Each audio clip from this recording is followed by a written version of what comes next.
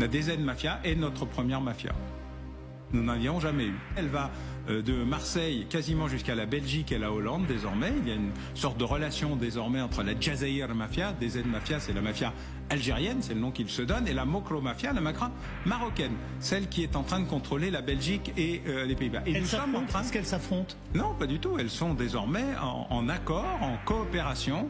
Elles affrontent des clans rivaux qui étaient des clans locaux, ce qui expliquait pourquoi nous n'avions pas de mafia, parce que c'était extraordinairement éparpillé et localisé. Elles s'étendent en disant, soit tu passes un accord avec nous, soit on t'élimine.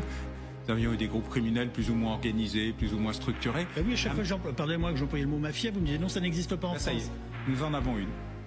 La DZ Mafia, et nous n'en avions jamais eu. Avant, nous avions des mafieux qui venaient blanchir, des mafieux qui venaient éliminer un ancien qui s'était enfui, des gens qui avaient essayé, les Italo-Grenoblois dans les années 70. Mais on n'avait jamais eu de mafia, elle est là.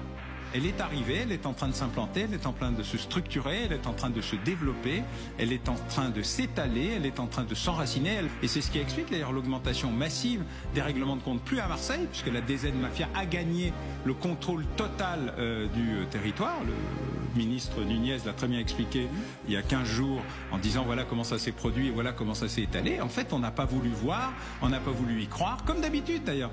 Vous savez, je vous disais souvent, vous vous rappelez sans doute, il y a très longtemps, il faut toujours écouter les dictateurs et les terroristes qui passent leur temps à vous expliquer ce qu'ils vont faire. Nous passons notre temps à ne pas y croire.